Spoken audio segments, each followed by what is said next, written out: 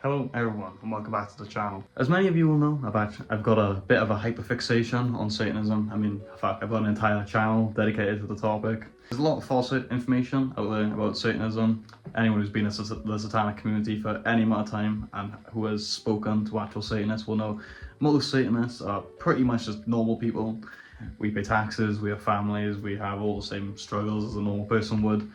But with all that said, every community has its extremes. I've covered several other extreme forms of Satanism, from Anton Long, the alleged founder of the Order of the Nine Angles, to Shahin Noshwood, the founder of the Temple of the Black Light. And in the same vein, today we're going to be covering Adolfo Constanzo, which is going to be a horrible name to pronounce throughout this video, so from now on we're just calling him Adolf, which might sound bad to some people, but I don't give a fuck.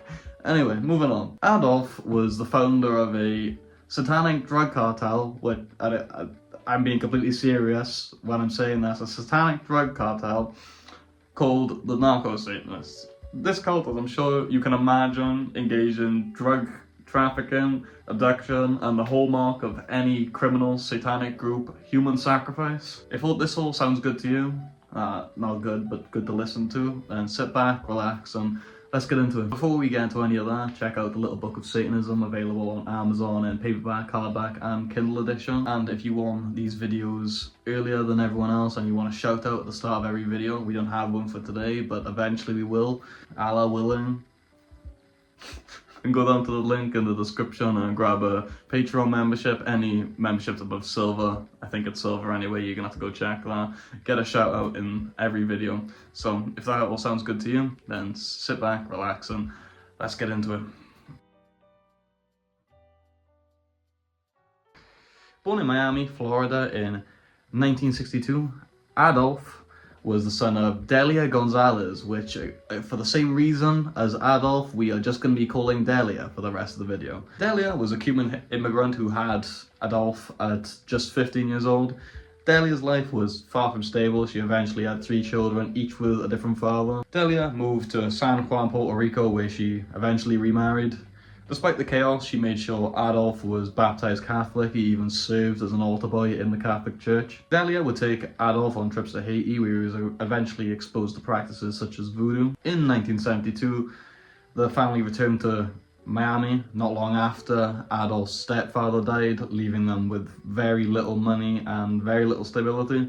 As a teenager, Adolf's life took a sharp turn. He became an apprentice to a local sorcerer and started practicing Palo Mayombe. Anyone's language that I'm butchering right now, I am sorry for it, but I'm not cultured enough for this shit. A religion which involves animal sacrifice. Delia remarried again, with the new stepfather being deeply involved in Palo Mayombe. Again, sorry, butchering, yada yada. And he was also involved in drug dealing. The family's criminal activity escalated. Adolf and his mother, Delia, were eventually arrested multiple times for things like theft and shoplifting. Despite graduating from high school, Adolf was expelled from prep school, hinting at the trouble which would lay ahead in his life. As an adult, Adolf moved to Mexico City, where he met 3 men who would become his loyal followers later down the line. Together they started a lucrative business selling spells to wealthy clients, promising good luck through some elaborate rituals.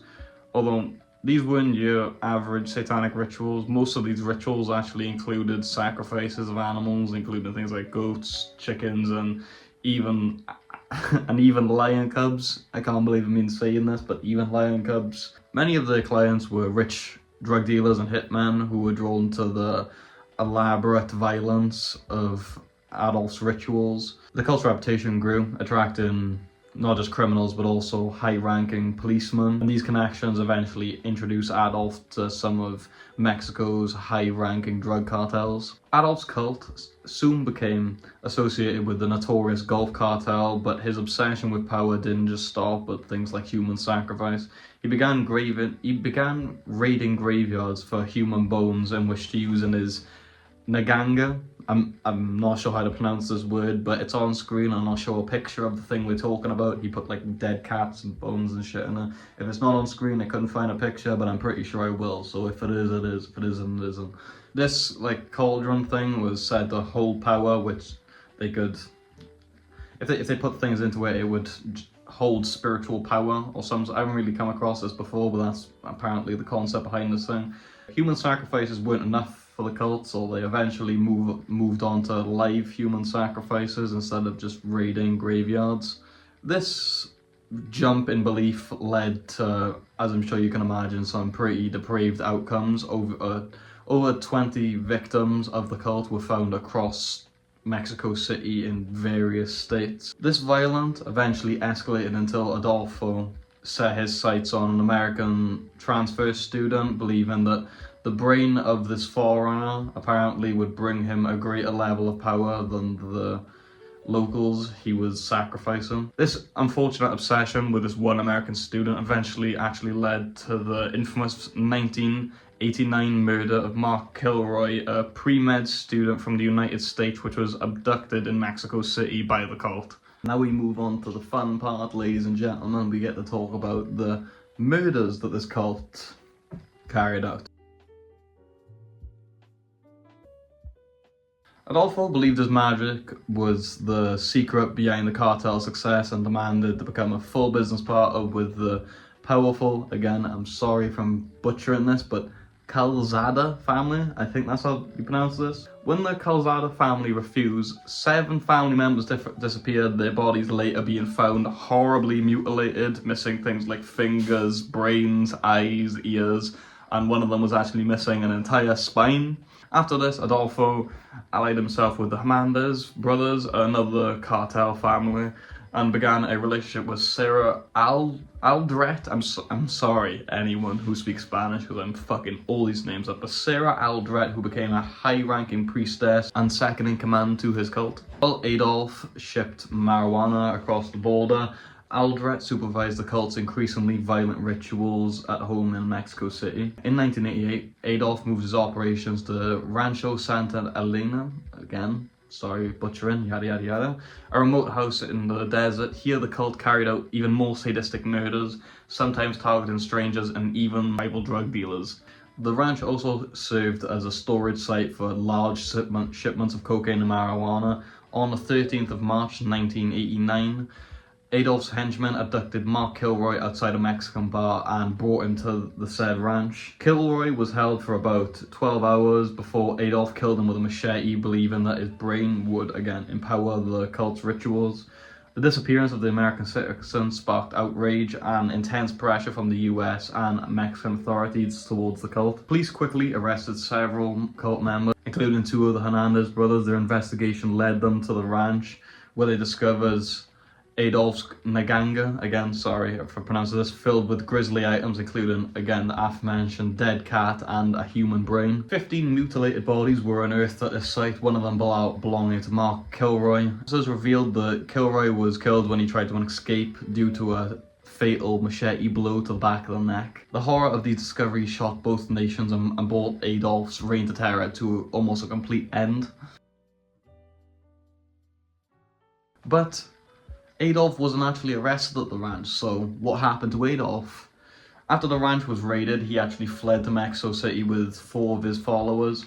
Their hideout was discovered by complete chance when the police were responding to a completely unrelated dispute in the apartment. When Adolfo panicked, he opened fire on the police with a machine gun, which only alerted them to his presence and made more reinforcements come. Realizing he had been cornered and refusing to surrender to police, he informed one of his followers to shoot him with the aforementioned machine gun. So, doing as ordered, he killed both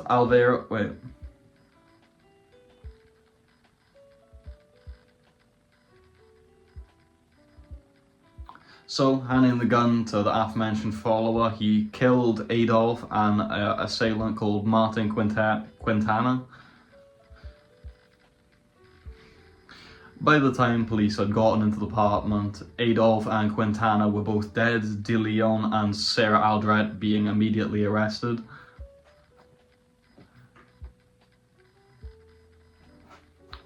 In total, 14 cult members were arrested for a range of crimes, including murders to drug trafficking to just simply obstructing justice. Aldret and Hernandez.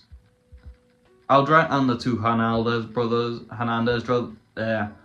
Aldret and the two Hernandez brothers members were both convicted of multiple murders and sentenced to over 60 years in prison each.